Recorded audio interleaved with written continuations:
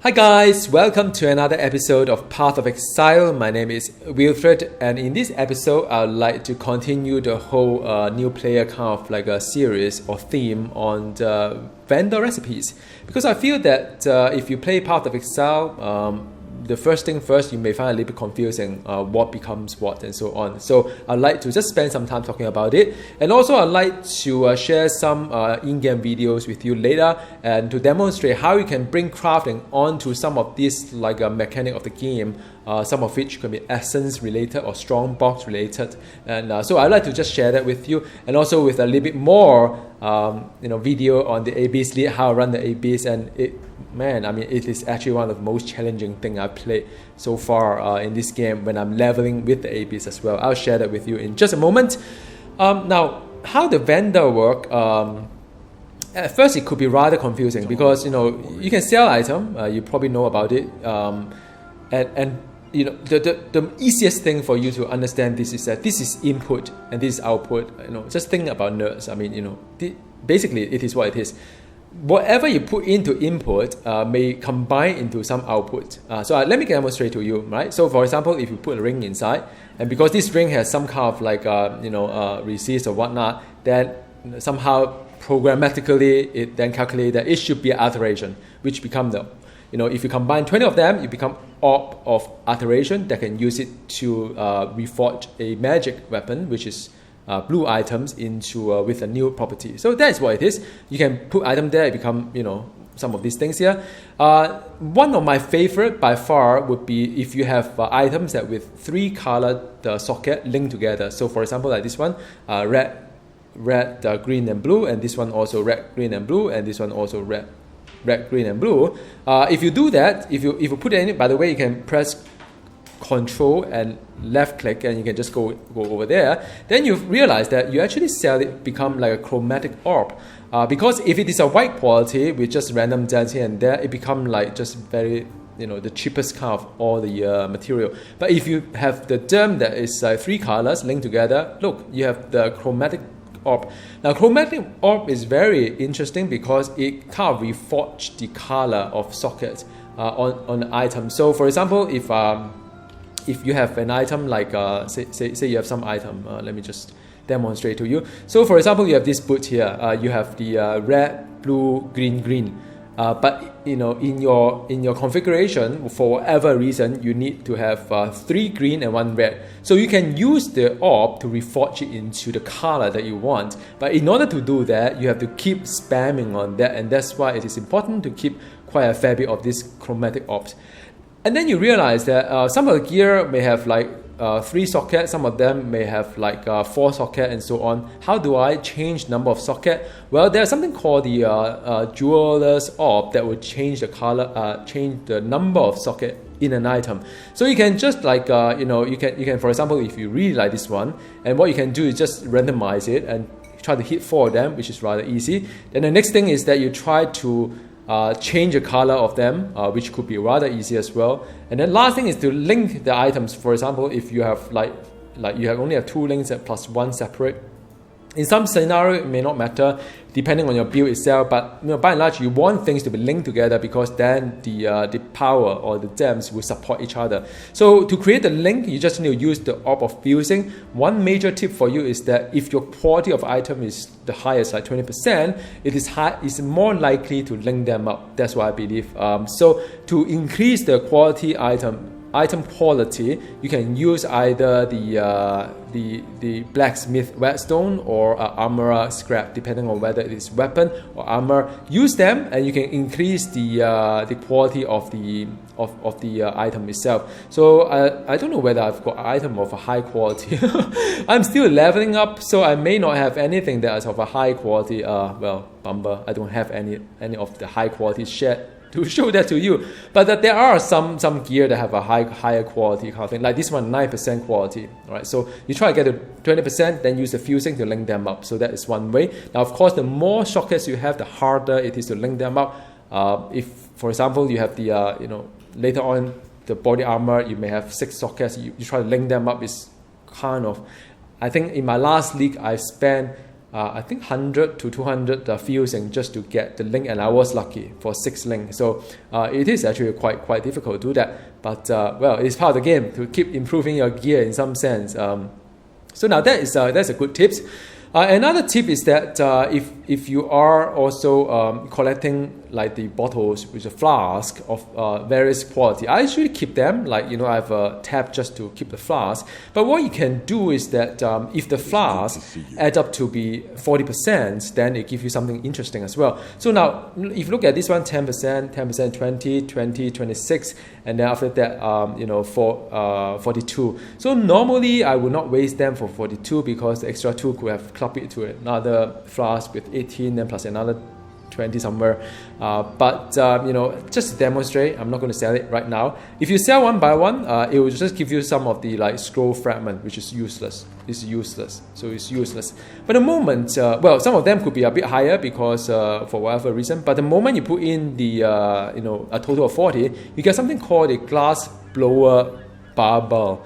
So glass blower bubble is to increase the quality of the flask by another 1%. I think 1%, I can't remember. But that's what it does. It will increase the quality of the flask. Like this one is 10%. So, if you have quality flask, sell it. These are the input. Remember, this is output. So it's just think about it that way, and it's a lot easier to internalize all these things. If you are playing a melee kind of heroes like I do, it is very important to keep your weapons always upgraded because it has to be relevant to the level of the monster that you are fighting with. So now there are a couple of ways. Of course, you can keep farming, try to hope that something will drop. But another way that is actually quite nice is to use the vendor recipe to your advantage in upgrading your weapon.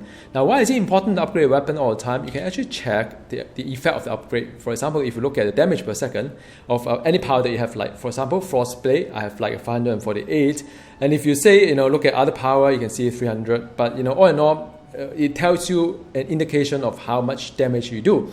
Now, if you keep upgrading your weapon, and you will see all these numbers going up because that's what it does, upgrading the weapon. Now, how do you do that? You could actually make use of one of the vendor recipe to give you some rather interesting affixes onto the weapon you have. So, for example, if you have a base weapon, doesn't matter what quality it is just for example here. But the more important thing is the level itself. Hold the Alt key, you can see level item 15. You can put one inside here. Imagine it's a white item, whatnot. You can put a rustic sash inside, whatever quality. Now the quality of it, not the quality, the type of the item, be it as a white, a blue, or a yellow, will determine how much the range of the second affix will be, or the first affixes will be. And after that, you put a whetstone inside. And then all of a sudden, this become a weapon here. Now, see, there's a second kind of like affix there. 43% increase in physical damage is because I'm using a blue kind of, rustic sash. If I use a yellow one, I probably will be seeing 60-something%. So that is what the difference is. So that is the reason why some of the people would like to use this recipe to keep upgrading the weapon itself, because there's guaranteed second kind of like affix to it. So that is useful. Another thing that could be useful, I haven't really used it myself too much, is that if you happen to chance upon a Quicksilver flask, you could actually use Quicksilver flask plus a boot, as well as plus of augmentation, and become another boot, but with an increased move speed. Because I find it rather interesting to keep moving faster and faster and so on. And you can have another op to add another kind of affix to your boot, because each blue item can have up to 2 affixes, so you can do that too. So there's quite a lot of crafting. I hope this episode is really for the very, very new player who just got into the game and get confused about what the recipe could be. And do check out online as well. There's Wikipedia for Path of Exile that give you a whole list of vendor recipe. At a higher level though, I would recommend to start collecting the whole set of gear. So for example, if you have a whole set of weapon, the 2 weapons and plus the head item plus the body item, 2 rings, 1 amulet, and 1 a pair of gloves, a pair of boots, as well as a belt. If you have it as a level 1 to 59, it gives you a chance of orb of chance, which looks something like, I don't know whether I have orb of chance or not. I may not. This is one. So you could actually craft an orb of chance if you have the whole set of item from level 1 to level 59. And I believe it's rare quality. I can't quite remember, but that's what I usually do. And if you have the level 60 to 74 all rare item, you'll get the Chaos Orb, which is this one here. If you have 75 to level 100 items, a whole set, you'll get the Regale Orb, which I don't have. But the Regale Orb usually is not as popular as the Chaos Orb. So Chaos Orb is something that you should go for. If you leave every item as unidentified, or it is all level, all 20% quality, then you get 2 orbs instead of 1 orb. But if you, so that is one. If you get all unidentified plus all of them are 20% quality, then you get 3 orbs instead of 2 orbs. But that's about it. Usually I go for the 2 orbs, and it's kind of nice because when you're at the so-called end game, near end game farming, between 60 to 74, you get a lot of chances to just pick up the items and dump it into the vendor and get an orb in return. So that's what I do. It's a good currency for you to buy item, upgrade item, and so on. So now this is the part on the recipe. The next part is really about the gameplay itself. So in this bit, I'm going to show you the essence and mechanics. So these monsters are all frozen until you break them free from their prison. Now the more affixes they have, the harder it is, and of course the better the result is. Now this is rather simple because it's only like level 30, which is supposed to be. And by the way, this is strong box. You can use a scroll to identify. In this case, I see 5 additional items. Do I need to kind of like craft it? I don't need to. You can use your orbs to craft this strong box as well before you open it. And now I have 5 additional items, and it's great because these are all the orbs, and I have 5 additional orbs, and some of the orbs are rather useful as well. So I'm rather happy. It's a profitable kind of opening. And there's a rustic stash as well. Now for this one, it's a white item. So what I could do, change it into a magic by using one of the orbs and just click onto it and become a magic items. So I say, well, increase rarity. So I leave with it. I could of course add another affix to it by using another type of orbs because that's what it does. Magic can have up to 2 affixes. So yeah, so that's a very simple illustration of the strong boxes as well as essence. Now back to Abyss here. Now I'm just give some frame of mind. I'm now at about level 30-ish when I made this video, and I'm supposed to use Mortal Strike for the single target. I'm well aware of it, but as you can see my first clip of the video when I show you the DPS of my Frost Blade versus the Molten Strike, due to my lack of strength, I can't level up my Molten Strike high enough. And my Molten Strike is about 300 DPS, while my Frost Blade is close to 600, 550 or whatnot. So obviously Frost Blade is my go-to power, but the problem is that if you have so many mobs, I found that Molten Strike actually rather nice because it explodes and kill everything around me. So as you can see, I mean the health actually dropped quite a fair bit. It becomes rather scary when I play this. The goal is to continue opening up the abyss and to be able to open up the final chest, which is going to be spawned from the abyss itself here. So I'm supposed to move away because it explodes, which it did.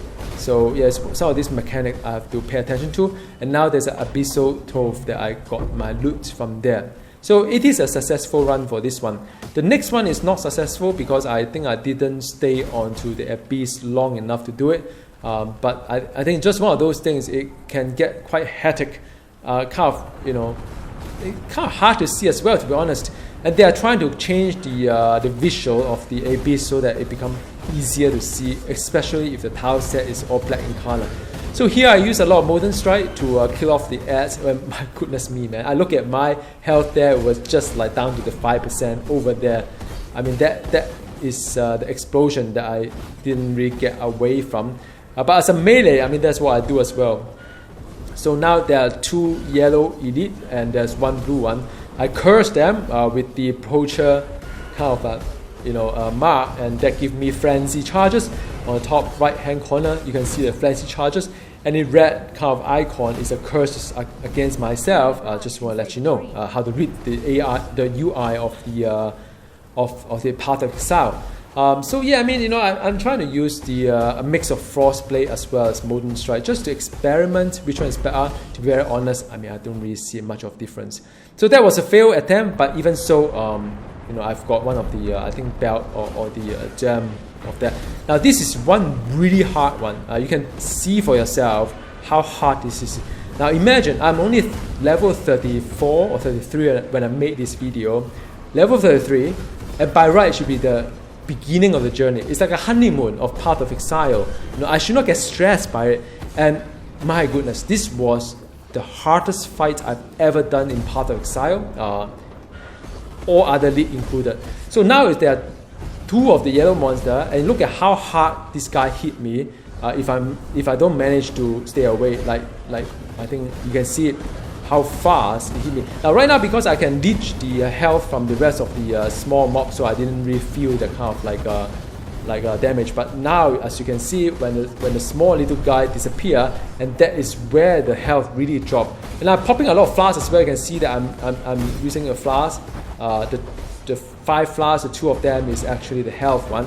And I'm going to aggro the 3rd one in just a bit because I wanted to get the reward.